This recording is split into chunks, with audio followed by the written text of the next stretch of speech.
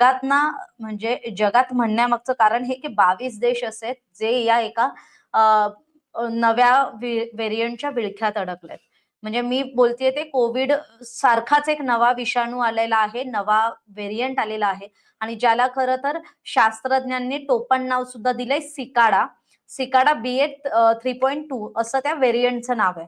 आता हा व्हेरियंट नेमका काय आहे, याने खरं तर आपण घाबरायला पाहिजे का, याविषयीचे अपडेट्स काय, तर मी ते आपल्याला सगळ्यांना सांगणार आहे. त्यामुळे घाबरून जाऊ नका. पण एवढं नक्की आहे की एखादी गोष्ट, एखादी घटना जर घडत असेल आणि ज्याचा थेट तुमच्या आमच्यावर परिणाम होणार असेल, तर त्याविषयी आपण माहिती नक्की ठेवली पाहिजे. त्यामुळे हा एक असा विषाणू आहे जो कोरोना सारखाच आहे. म्हणजे जे संकट जगावर 2019 साली आलं होतं, तेच आता 2026च्या मार्च महिन्यात हे जगातल्या 22 देशांमध्ये संकट ऑलरेडी आलेलं आहे आणि तिथे त्या दृष्टीनं खरं तर पावलं उचलली जातात. आता याला सुद्धा महामारी सारखंच एक म्हणजे कोरोनाला जसं जागतिक आरोग्य संघटनेनं जागतिक महामारी म्हटलं होतं, म्हणजे WHO नं, तसंच आता हे सुद्धा एक नवी जागतिक महामारी ठरण्याची शक्यता वर्तवली जाते. कारण या नव्या व्हेरियंटमुळे सुद्धा, या नव्या व्हेरियंटच्या रुग्णसंख्येत पण दिवसेंदिवस खूप झपाट्यानं वाढ होते. त्यामुळे आरोग्य यंत्रणा म्हणजे सगळ्या आपल्या हेल्थ डिपार्टमेंट आहेत, त्यांना खूप अलर्ट राहावं लागणार आहे आणि तशा खरं तर सूचना, खबरदारी ही केंद्र सरकारकडून पण जारी करण्यात येतेच.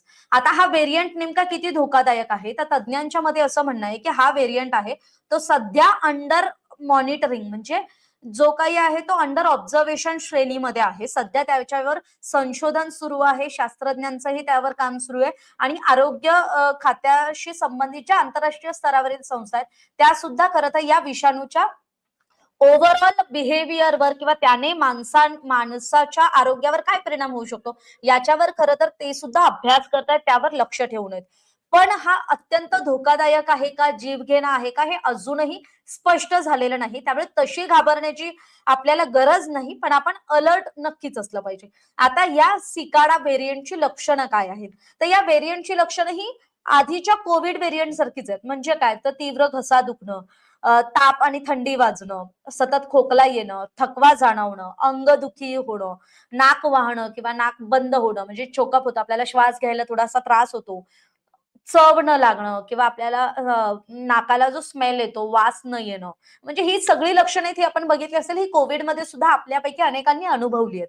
आणि मग काही प्रकरणात मी जसं म्हटलं, जसं नाक बंद होतं किंवा नाकाला आपल्याला काहीच स्मेल येत नाही आणि कधी कधी अचानक आपल्याला श्वास घ्यायला त्रास होतो, ही तीच लक्षणं आहेत कोविड मध्ये जी लक्षणं होती ती. त्यामुळे हा जो व्हेरियंट आहे तो सध्या कोविड मधलाच एक कोविडचाच नवा विषाणू आहे अशी सुद्धा चर्चा केली जाते. पण आता हा विषाणू किती वेगानं पसरतो, तर हा व्हेरियंट अनेक देशांमध्ये, मी जसं आधी म्हटलं की बहुतेक 22 देशांमध्ये, म्हणजे जगातल्या 22 देशांमध्ये हा व्हेरियंट आढळून आलाय आणि त्याचं खरं तर हा मोठ्या प्रमाणात म्युटेशन असल्यामुळे तो पुन्हा संसर्ग म्हणजे रिइन्फेक्ट करू शकतो अशी शक्यता तज्ञांची आहे. त्यामुळे आपण खबरदारी घेतली पाहिजे. म्हणजे जसा कोविड हा संसर्गजन्य रोग होता, तसाच हा सुद्धा संसर्गजन्य नवा व्हेरियंट आहे. त्यामुळे खरं तर आपल्याला अलर्ट राहण्याची गरज आहे.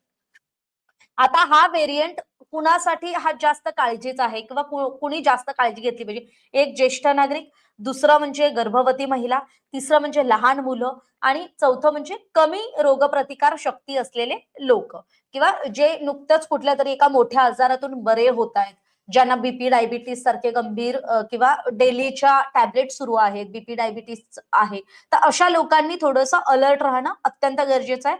हे तज्ञांच्या सल्ल्यानुसार मी सांगते. आता काळजी काय घेतली पाहिजे, म्हणजे कोविड काळात आपण काय करत होतो, तर आपण हात स्वच्छ धुवत होतो, आपण तोंडावर मास्क लावून फिरत होतो, आपण गर्दीच्या ठिकाणी जाणं टाळत होतो. त्यामुळे डॉक्टरांचा सल्ला काय आहे, तर सेम कोविड सारखाच आहे की सर्दी तापाची लक्षणं दिसत असली तर प्लीज टेस्ट करून घ्या, हात स्वच्छ ठेवा, गर्दीत मास्क वापरा, गर्दीच्या ठिकाणी जर गरज नसेल तर जाणं टाळा, डॉक्टरांचा सल्ला घ्या. कुठल्याही प्रकारे काहीही आजार पण जाणवत असेल, थोडीशी तुम्हाला मी आधी जी लक्षणं सांगितली होती, अंगदुखी जाणवत असेल, नाक बंद होत असेल, श्वास घ्यायला त्रास होत असेल, डोकं दुखत असेल, तर या सगळ्या जर घडत असतील तर फक्त व्हायरल इन्फेक्शन झालंय इतकंच म्हणून आणि थेट मेडिकलमध्ये जाऊन औषधं घेण्यापेक्षा डॉक्टरांकडे जाऊन डॉक्टरांच्या सल्ल्यानं औषधोपचार करून घ्या. म्हणजे जे काही मोठं संकट आपल्यावर उद्भवलेलं असेल किंवा येणार असेल तर ते आधीच टळेल. त्यामुळे हा जो नवा व्हेरियंट आहे सिकाडा BA 3.2 हा व्हेरियंट गंभीर आहे का, जीवघेणा आहे का, तुर्तास तरी तसे पुरावे नाहीयेत, पण याच्या रुग्ण संख्येत मात्र झपाट्यानं वाढ होते. त्यामुळे खरं तर आपण सगळ्यांनी खबरदारी घेतली पाहिजे, काळजी घेतली पाहिजे, हे आवाहन मात्र नक्की असेल. अक्षता. अर्थातच.